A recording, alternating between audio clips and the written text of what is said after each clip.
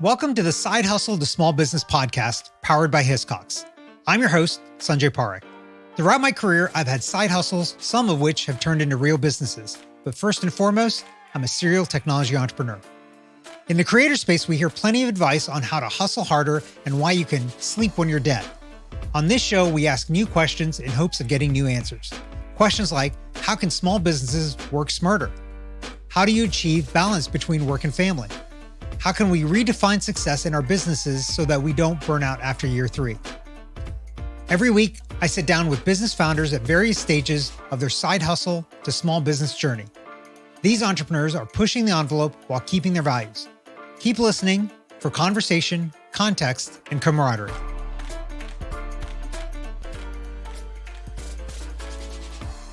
Jennifer Bourn leverages her graphic design, web design, and copywriting background in both her full-time business and in her side hustle. She started her primary business, a creative service agency, 17 years ago, and she began her side hustle running courses and workshops 5 years ago. Here today to talk side hustles, small businesses, family, and actually a little bit of interesting stuff now that's happening is Jennifer Bourn. Jennifer, welcome to the show. Thanks for having me. Okay, there's like a lot of fascinating stuff that's happening with you that I think is super unusual for any guest that we've ever had on the show. But before we get into that, why don't you give us just like a minute or so about your background and kind of what got you to the point that you're at now? Well, I grew up thinking I wanted to be a teacher, but I had parents that said teachers don't make enough money. So then I decided I was going to be just like my dad and go into electrical engineering. But then I found that was really boring and changed my major to graphic design. And I fell in love with the creative industry. So I've always been a designer my entire career. I was in-house when I first got started at a publishing company and then a PR firm. And then I started my own design agency. I freelanced. I hired my husband full-time. We grew a team. We went back to me freelancing. And it's been a wild journey to have my business support every stage of life that my family has been in, because I did start my business pregnant with a 2-year-old. And now I have a junior in high school and a sophomore in college. But along the way, I always went back to wishing that I had gone into teaching.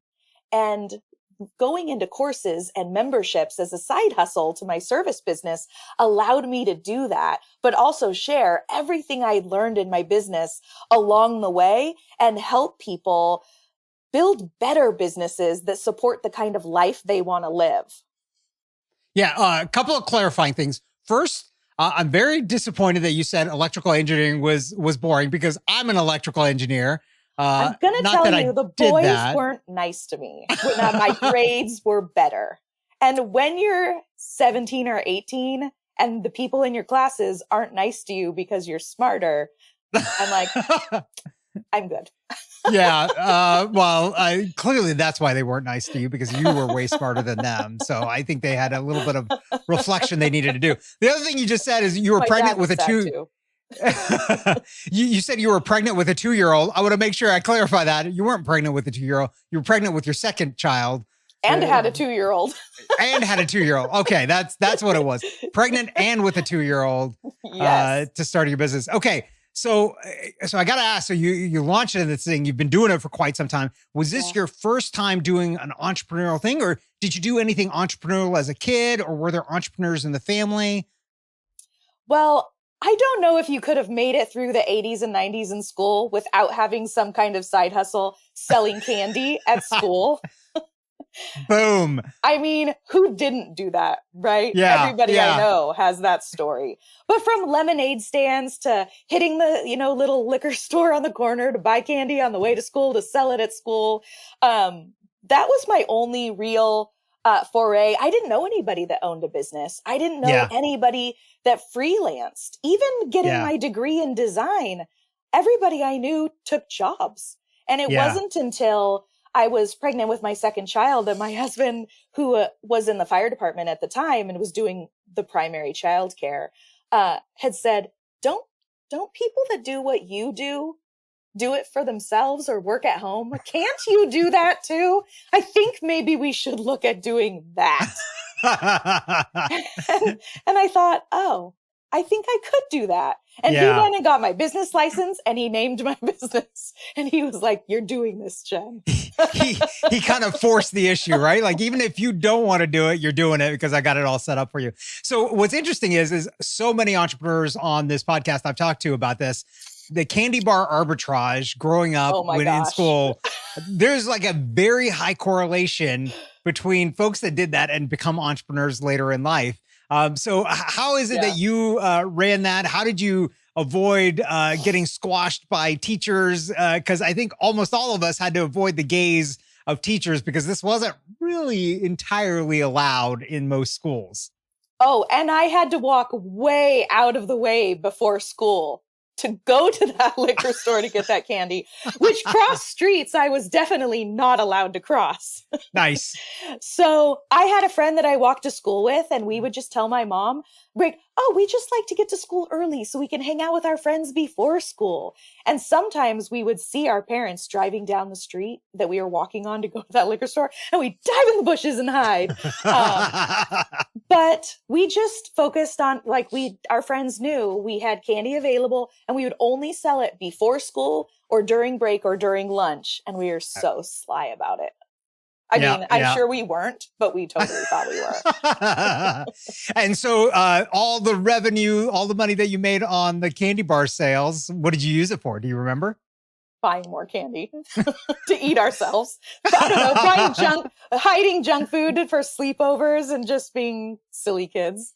Yeah. That's not a bad spending.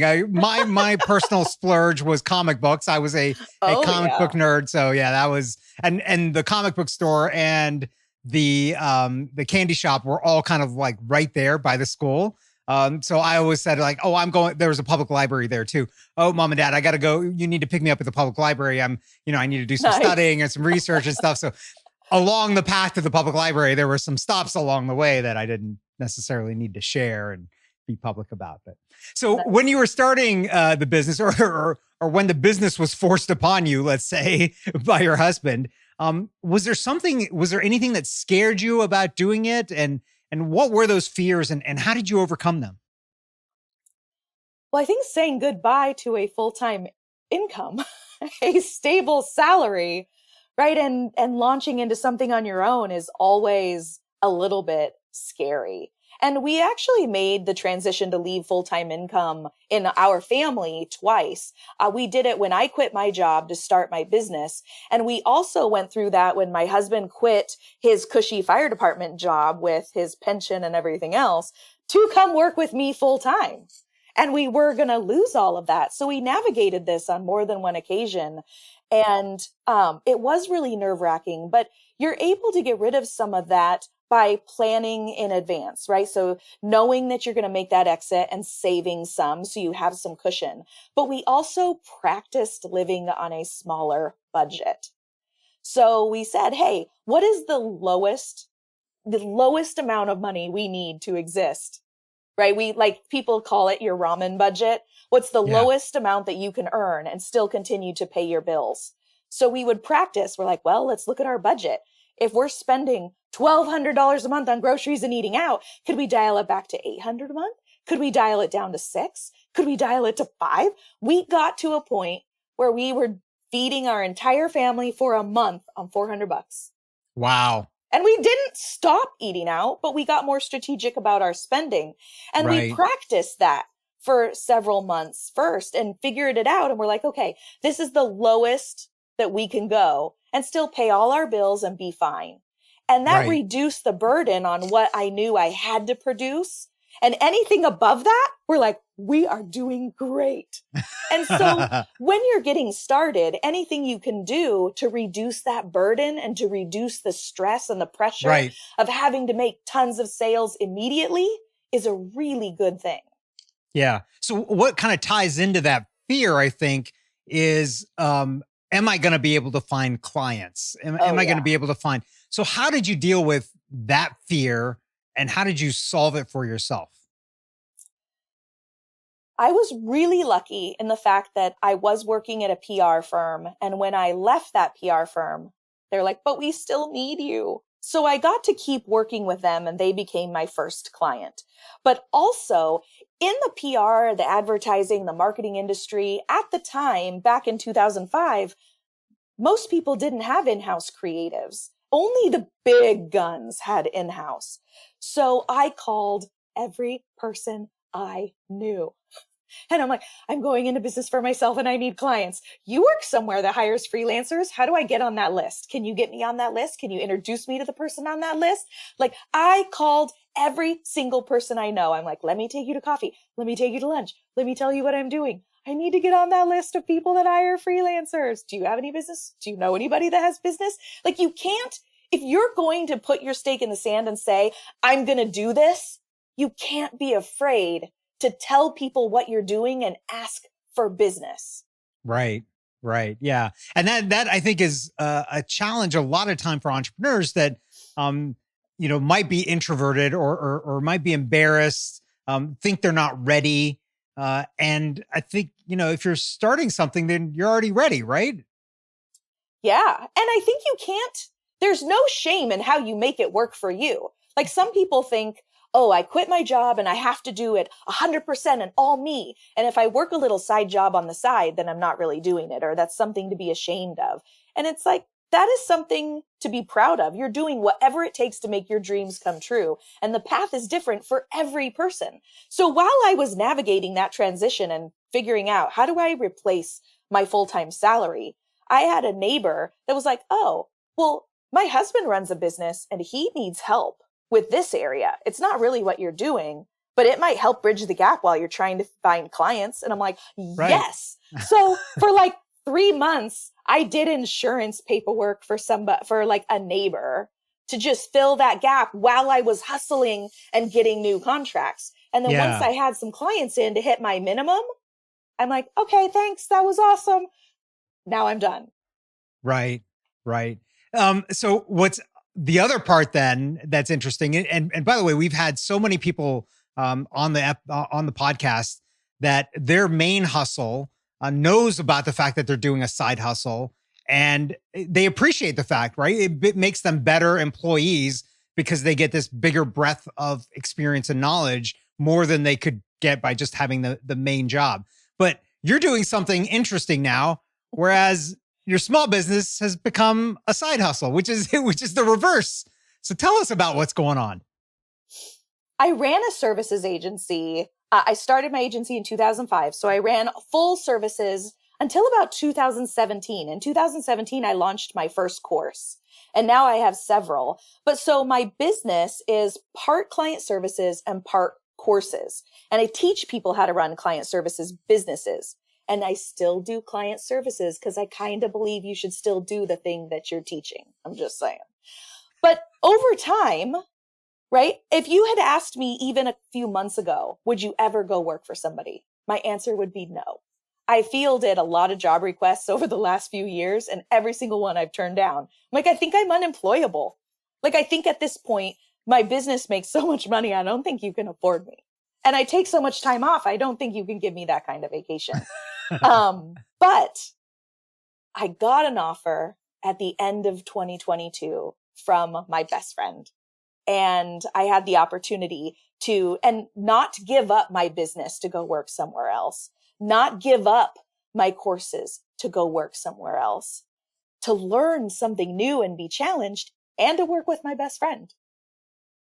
And it was an offer that I could not say no to. So I, the unemployable Jennifer who said I would never, ever go work for somebody else, is now CMO of a company called Motivations AI.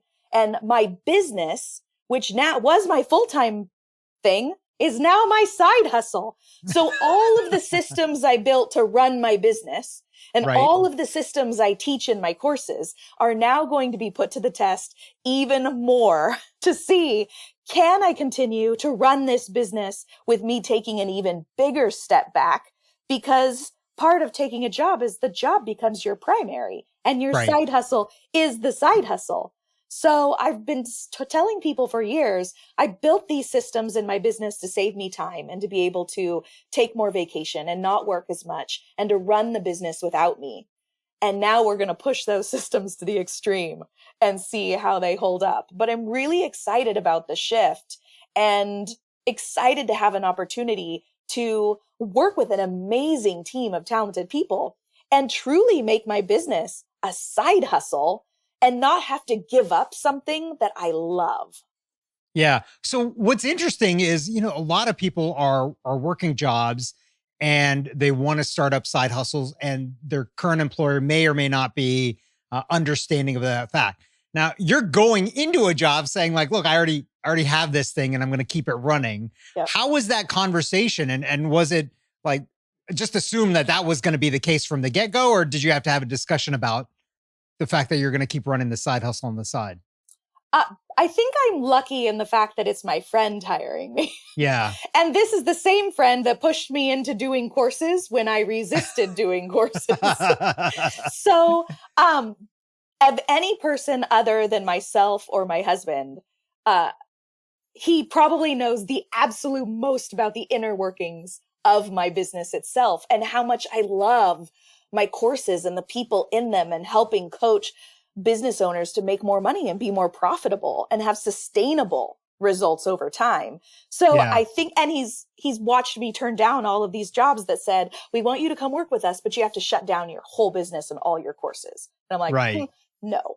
So I think he knew if I was ever going to say yes, yeah, I had to be able to still do it as a side hustle. Yeah, that makes sense.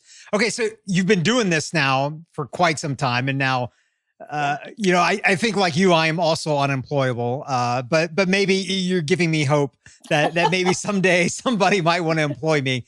But through all of this, like when you started, you had, a young 2-year-old, and then almost having a kid there, and then had the kid. How did you balance the demands of what you were doing and the stress of all of that, giving birth and those early days? You and I both well know that the early days of having kids is there's a lot there, and a lot of demands. How did you balance all of those things for yourself? Not well. I did not do a good job. The way that I did it is not anything you should ever model. I got really lucky in that at the time, my husband worked in the fire department, and he was a captain in the fire department. So he worked a 48-hour shift, and then was home for 4 days straight. So when he was home for those 4 days, I worked around the clock those 4 days from maybe, I pulled probably 2 all-nighters a week, and then worked sometimes 16-hour days, sometimes longer. And it was very challenging, and I was crabby and cranky and sleep deprived. I have memory loss from that time. I did permanent damage to my vision, right? It's terrible. But here's the thing. At the time, I loved it. I was eating up every minute of it. I'm like, I started my own business. I'm doing my own thing. I make my own schedule, a terrible schedule, but I am in control, right? We tell ourselves all these things. Yeah. And I loved my clients, and I loved the work I was doing, and I was proud of the work that I was doing. And in the moment, I never thought that it was a bad way to live life. I was home with both my kids. Carter spent probably the entire first 2 years of his life laying on the boppy in my lap while I worked over him like this all day long, right?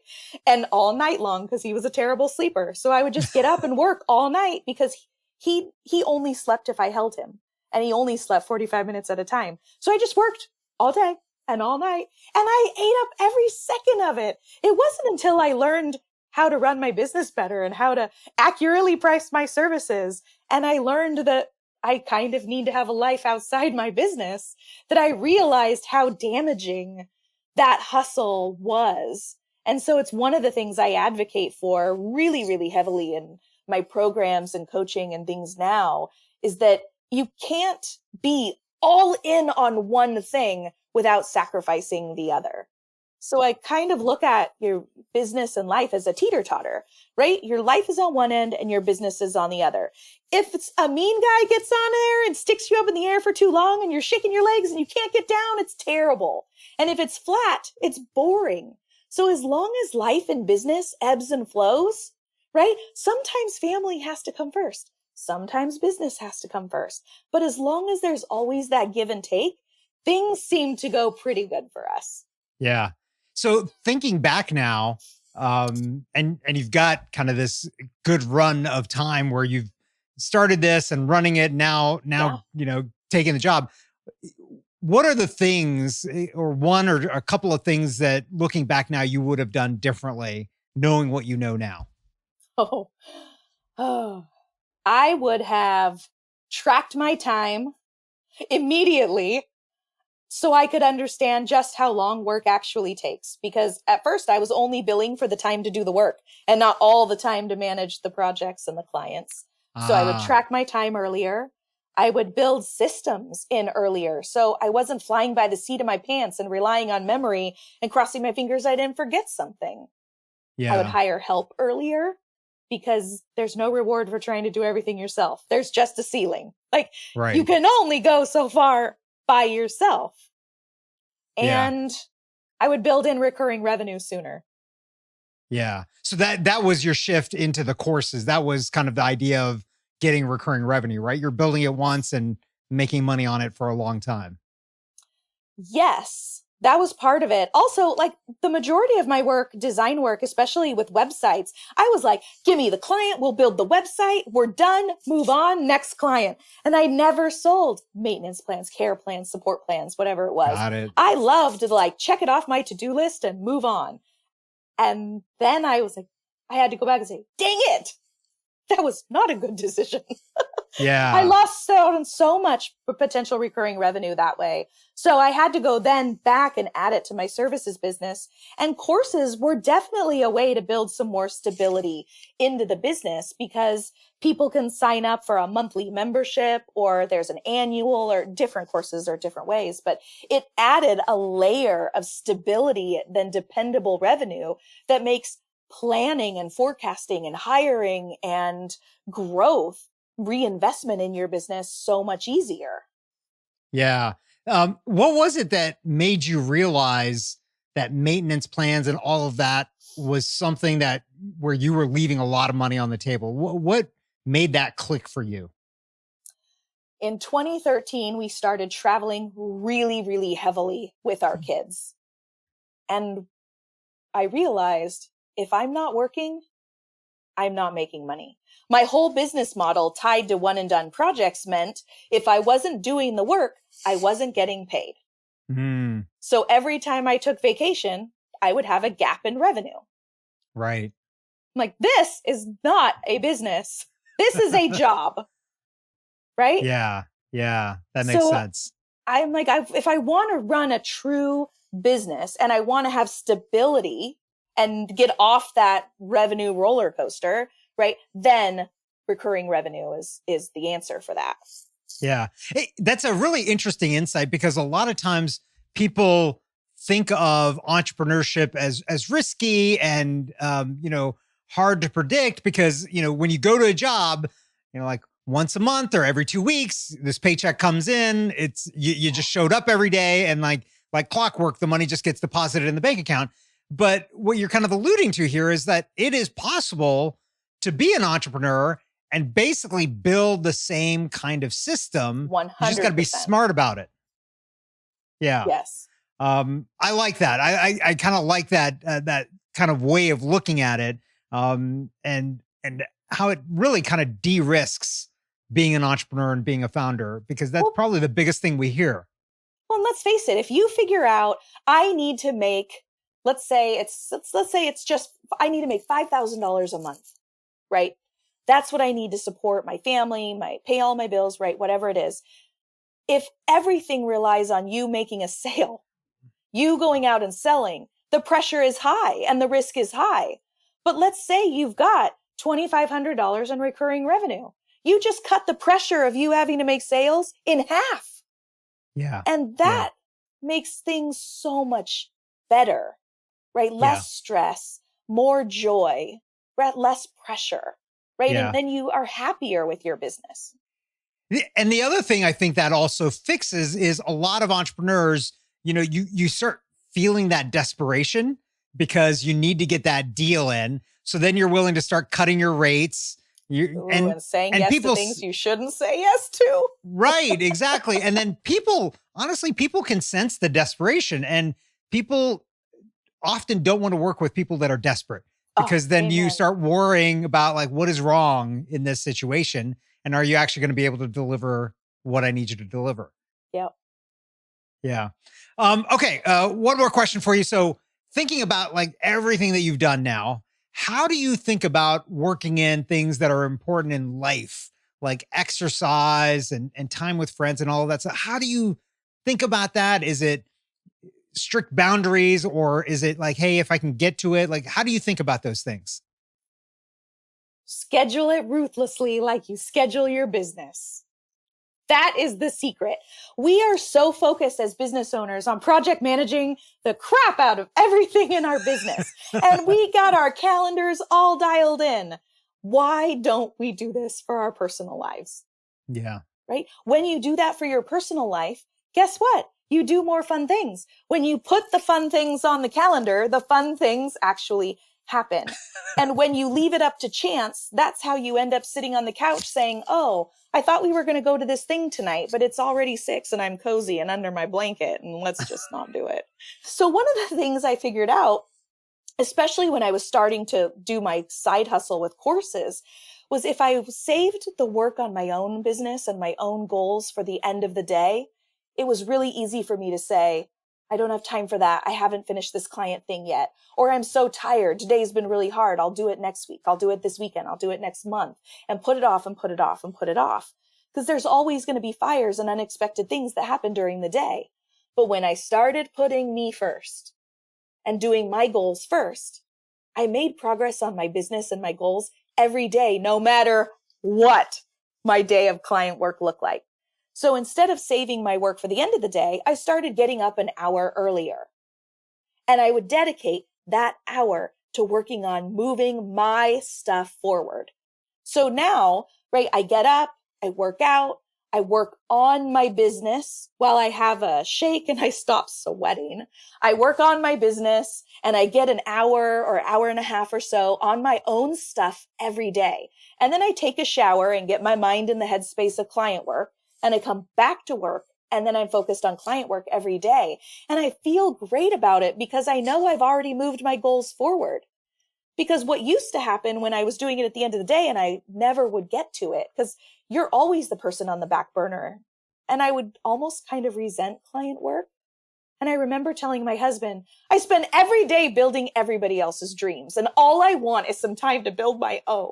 Yeah. So putting my own stuff first made a huge difference. And that's what I'm talking about when I say schedule fun, put it on your calendar, block out that concert you want to go to, block out the little festival that you want to go to, block out fun things with your kids. And if you find it hard to not work or you're always pulled in, leave the house. When I was slowly making my transition from working all the time to like not working all the time, it was really hard for me because I worked at home to leave work behind. So my husband's like, we're instituting a rule. We are never going to be home on a Saturday. And for 2 years, we were never home on a Saturday. We would leave the house because I can't work if I'm not near my office and I don't have a computer. So we would go do fun things. And sometimes it was a hike or a walk or a picnic or whatever, but we would never be home on a Saturday.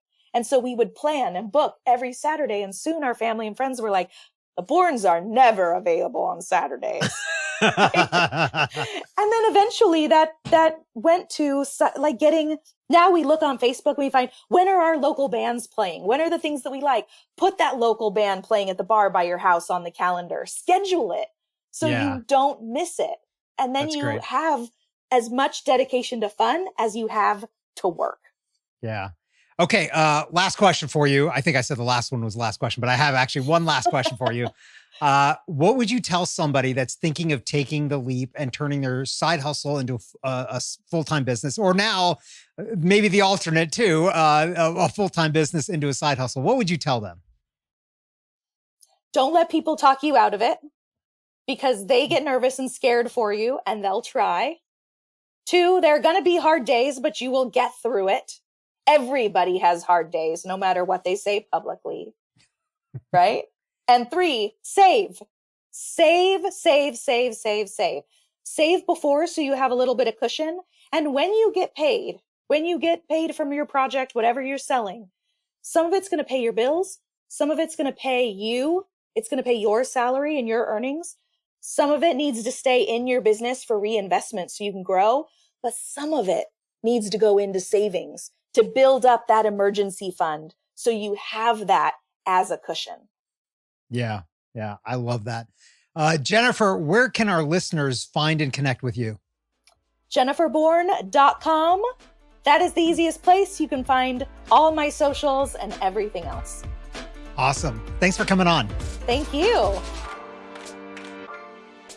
Thank you for listening to this week's episode of the Side Hustle to Small Business podcast, powered by Hiscox. To learn more about how Hiscox can help protect your small business through intelligent insurance solutions, visit hiscox.com. That's HISCOX.com. And if you have a story you want to hear on this podcast, please visit hiscox.com/share your story. I'm your host, Sanjay Parikh. You can find me on Twitter at Sanjay, that's SANJAY, or on my website at sanjayparikh.com.